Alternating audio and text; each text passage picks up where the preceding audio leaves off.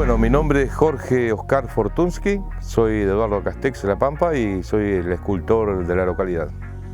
Mi primer encuentro con las esculturas fue en la infancia, en la escuela tallaba las tizas,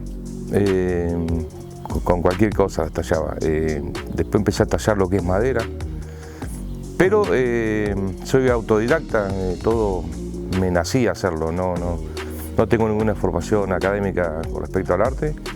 Dibujaba muchísimo también desde chico.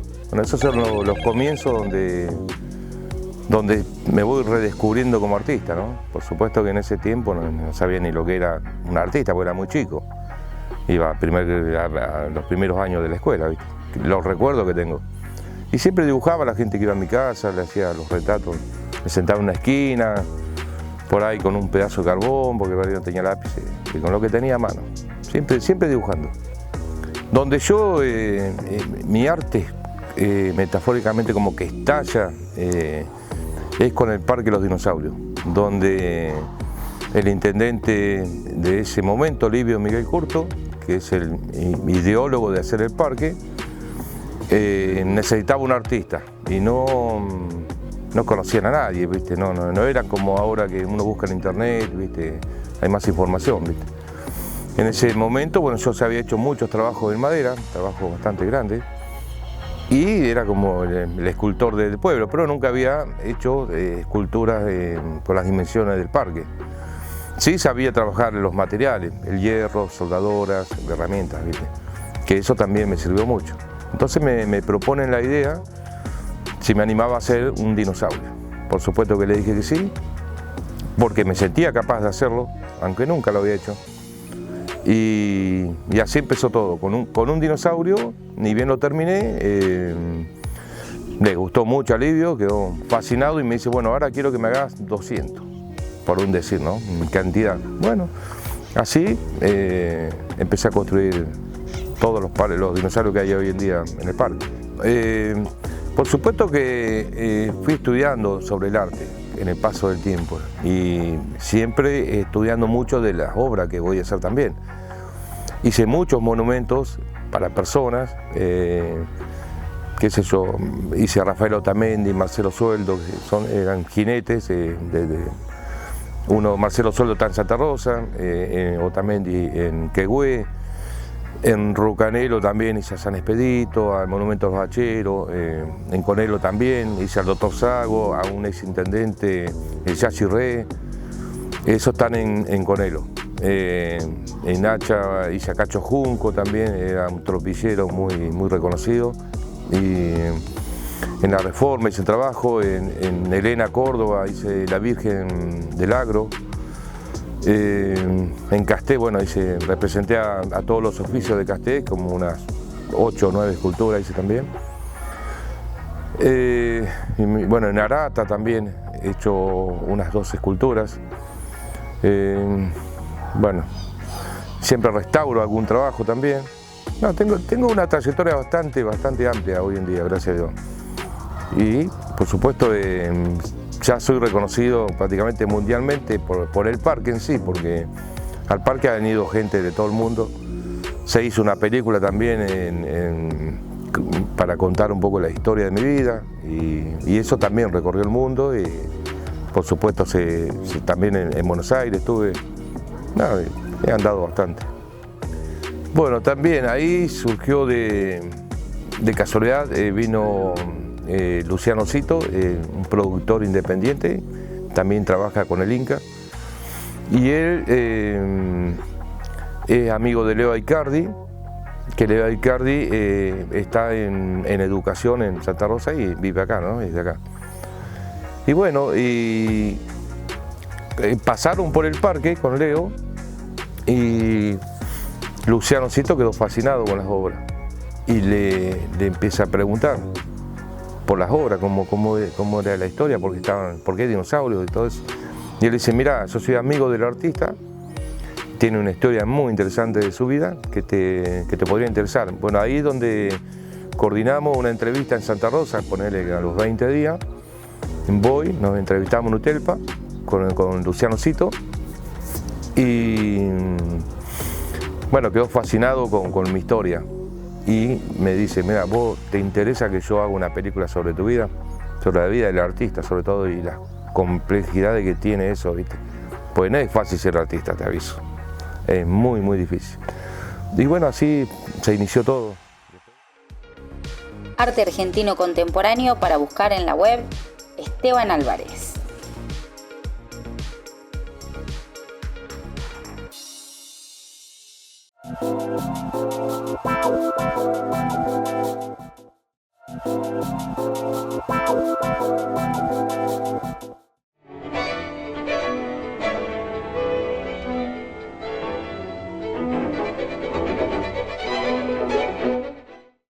El dadaísmo fue un movimiento multidisciplinario que buscó socavar la ortodoxia social, política y cultural con obras intencionalmente absurdas e irracionales. El poeta alemán Hugo Ball explicó que los dadaístas podían luchar contra los espasmos y la embriaguez de la muerte de su tiempo. El dadaísta ama lo extraordinario, lo absurdo. Cualquier juego del escondite en que haya posibilidad de engaño es, por lo tanto, bienvenida para él. Ball y su esposa Emmy Henning fundaron en 1916, en un sórdido distrito de Zúrich, el Cabaret Voltaire para presentar actuaciones que se deleitaban entre el caos y la ironía. Tristan Tzara y Richard Husenbeck recitaban al unísono textos en 3 idiomas diferentes. El sonido infantil de la palabra dada llamaba la atención, así como la pluralidad de sus significados. Los franceses Marcel Duchamp y Francis Picabia viajaron a Nueva York y junto a los artistas de Filadelfia Man Ray y Morton Levington Chamber se convirtieron en las principales luces del dadaísmo estadounidense. Ellos tenían como enemigo el establishment del arte más que a la guerra y tuvieron en Duchamp el agente provocador del movimiento. En 1916, Duchamp exhibió sus primeros ready-mades, objetos cotidianos producidos industrialmente, seleccionados por Duchamp y expuestos sin ninguna alteración importante. La afirmación de que cualquier objeto podría ser una obra de arte si un artista así lo deseaba, causó controversia y tuvo una influencia enorme en las futuras prácticas artísticas. Su ready-made más famoso es La Fuente, un urinario de porcelana. Es difícil imaginar una impugnación más agresiva a la ortodoxia académica. Los grupos dadaístas crecieron en Alemania después de la Guerra Mundial. En Berlín, los artistas John Herzfeld y Hannah Hodge se destacaron en el fotomontaje político. Max Ernst trabajó con collage y esculturas, y Kurt Schwitters fundó en Hannover un movimiento dadaísta unipersonal llamado MERS, que utilizaba efémera como papel de desecho en collage y construcciones. Picabia, Tzara y el escritor francés Andrés Breton trajeron el movimiento a París antes de que en 1924, bajo el liderazgo de Breton, se transformara al surrealismo, que relacionaba la actividad irracional con la expresión de la mente inconsciente. La mezcla dadaísta de absurdo, ironía e iconoclastía volvería en la segunda mitad del siglo con movimientos artísticos como el neodadaísmo y el conceptualismo. En mi vida tuve una etapa al principio fueron como de rebeldía social. Vengo de una familia muy humilde, más tirando a marginal, donde las carencias eran muchas y la injusticia social muchísima. Todo eso me llevó a caer en el delito. A los 17 años, con un primo mío que vino de Mendoza, que él era delincuente ya, y yo andaba, me estaba convirtiendo en un delincuente, pero nunca dejé de ser artista. Por eso la película se trata de eso. Inconscientemente, ¿no? empecé a caer en el delito, a robar cosas, a robar negocios. Asaltamos una agencia de quiniela que había acá en ese tiempo y bueno, ahí me condenaron a 7 años de prisión, en lo cual le hice una parte de la condena, el resto lo cumplí afuera porque era menor. Me tocó el servicio militar, estuve en el sur, viviendo también 2 años en Ushuaia. Pasado el tiempo, bueno, ahí vuelvo a Castex. Sucede lo del parque, cuando vengo a Ushuaia sucede lo del parque, empiezo a trabajar en eso. Después al poco tiempo cambiaron los gobiernos, estaba un gobierno peronista, entra el gobierno radical, liderado por el intendente Ordóñez, el cual me discriminó automáticamente. Yo ya había construido gran parte del parque, no le importó nada. Me quería pagar en esos tiempos que vendría a ser un plan trabajar que habían o algo así. Y yo cobraba un sueldo, hermano, no es que cobraba locura tampoco, era un sueldo normal. Entonces tuvimos un intercambio de opiniones, él prácticamente me rediscriminó y me quedé sin trabajo, porque me quería pagar, no sé, una miseria. Yo digo, pero escúchame, te estoy haciendo una obra única en el país, segunda en Latinoamérica. Y así todo, se ve que porque la inició el peronismo fue la cuestión. Tuve 7 años, en esos 7 años, sin trabajar, tenía familia, tenía hijos, y la estábamos pasando re mal económicamente. Había una crisis como la de ahora, más o menos, o peor, creo que estaba de la Rúa, y vuelvo a recaer en el delito. A robar para poder alimentar, porque no conseguía trabajo, ¿no? Y los trabajos que habían no te alcanzaban ni para nada, ¿viste? Muchas carencias había nuevamente. Entonces recaigo en el delito hasta que estuve otra vez preso, 2 años y 6 meses, y cuando salgo retomo otra vez el parque, al poco tiempo. Nuevamente con Ordóñez, cuando él ya se estaba por ir. Hablamos y me arreglamos un sueldo y empecé a trabajar en el parque. Y después continué hasta ahora que está Mónica Cruchet. En el 2022 renuncio al Parque de los Dinosaurios por una cuestión de que, no sé, por ahí se creen, son muy autoritarios los intendentes, no sé qué se creen cuando asumen ese poder, a pesar de que son nuestros empleados, porque lo elige el pueblo y le cobran con nuestra plata. También me sentí un poco bastardeado y yo ya estaba cansado de todo eso, de los cambios de intendente de turno y pasar por todo ese proceso. Me había cansado y renuncié. Ahora, bueno, quedamos con Mónica Cruchet de que quiere que termine un dinosaurio, un pterodáctilo, que es un dinosaurio que vuela, que era lo que yo quería hacer, terminar ese y decir no trabajo más. Bueno, renuncié antes, porque no me gustaba el trato que te dan, ¿viste? ¿Me entendés? Son muy irrespetuosos para mi ver. Y bueno, ahora parece que me va a contratar para terminar ese. Bueno, sobre el Cristo que vamos a ir a ver ahora, lo hice en esa etapa que había recaído en la delincuencia, estuve prófugo, buscado por la justicia, y me escondí en un campo que tiene una isleta, como un montecito que le dicen. Y vos fíjate hasta qué extremo llega lo de ser artista, porque yo al estar prófugo, escondido, por un tiempito, porque me iba a ir de acá de La Pampa, me iba a ir el día que me detienen, justo me detienen el día que me iba a ir, pero estuve unos 15 días escondido ahí.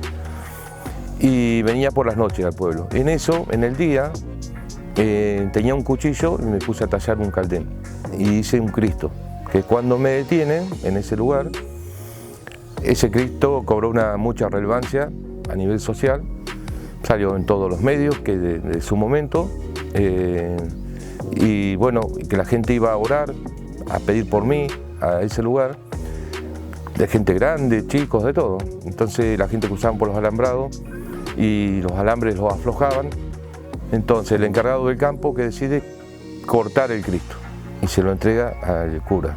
que también hubo un gran debate social acá, todo me enteré cuando salí. Porque la gente decía que el Cristo le pertenecía al pueblo, porque yo soy una persona del pueblo popular, no es que no me pueden no pueden dárselo a una iglesia católica, si bien hay gente que no es católica y no.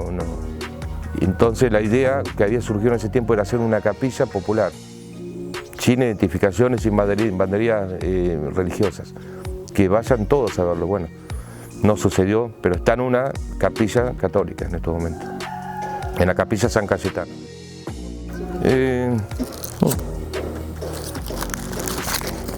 La verdad que, bueno, no sé qué decirte, pero hay una frase que dije en la película que está recopada, está re buena, que dice que las personas somos como el arte, somos lo que nos forma y lo que nos da forma.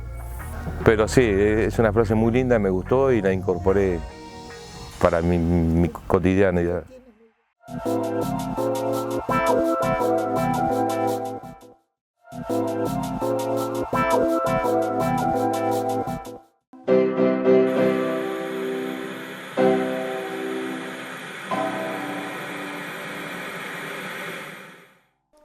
El 21 de septiembre de 1949, a los 17 años de edad, Camilo Cienfuegos, que luego sería uno de los héroes de la Revolución Cubana, se anotó como estudiante de arte en la Academia San Alejandro de La Habana. Solo pudo estudiar durante 6 meses por su agobiante pobreza, debiendo abandonar sus estudios para empezar a trabajar. Si se tiene en cuenta que Ernesto Che Guevara fue aficionado a la fotografía, habiendo incluso trabajado en México durante 1955 como fotógrafo y que José Martí se desempeñó como crítico de arte, se puede concluir que los 3 hombres representados en la Plaza de la Revolución de la ciudad de La Habana estuvieron relacionados con las artes visuales en algún momento de sus vidas.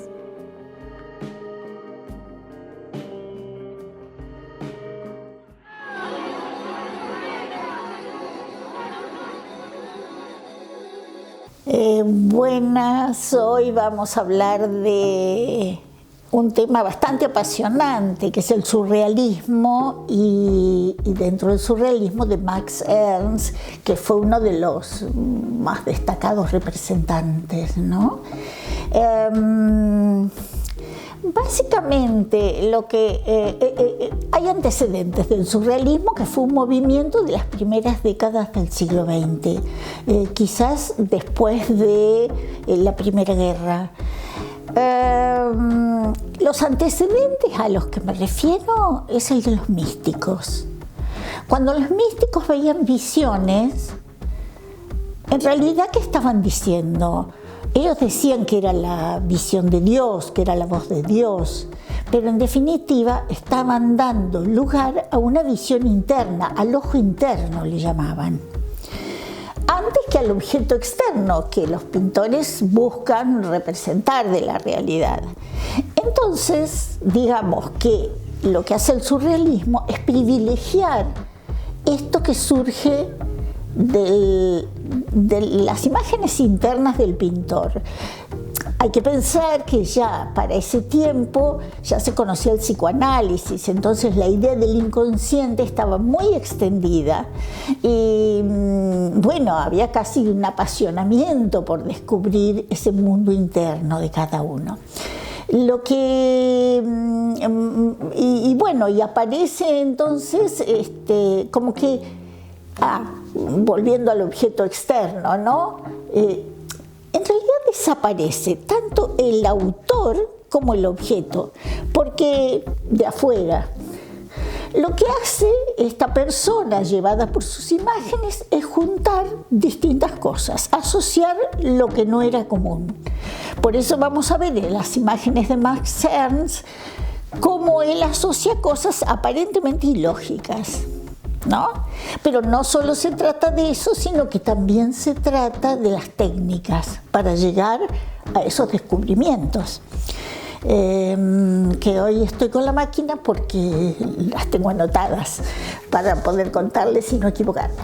Bueno, Max Ernst era un alemán nacido a fines del siglo XIX, que de pronto va a París y bueno, se convierte como en el líder junto con Aragón y otros, pero hay un movimiento muy ferviente, digamos, en París que busca explorar este tipo de arte y de vidas, porque también ellos rompían con las convenciones en cuanto a sus relaciones, a sus modos de vida, moviéndose con una libertad, porque explícitamente ellos estaban en contra de los convencionalismos de la época. Y entonces Max Ernst va a intentar, como les decía, algunas técnicas. Yo tengo acá imágenes fantásticas de algunas cosas que él hacía, ¿no? Imaginables. Bueno, mezcla cosas que nos cuesta a lo mejor entrever, luego vamos a ver más en detalle estas fotos.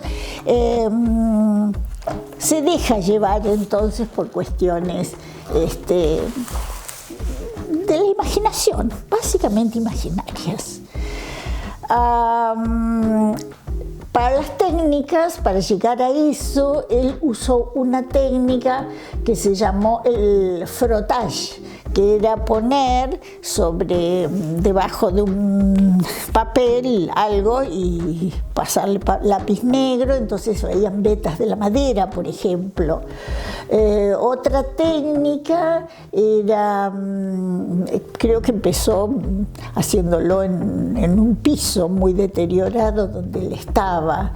Otra técnica se llamó grattage o de gratter raspar, donde él tiene una obra y lo que hace es raspar, perforar, lijar y van apareciendo otras cosas inesperadas, digamos, no pensadas.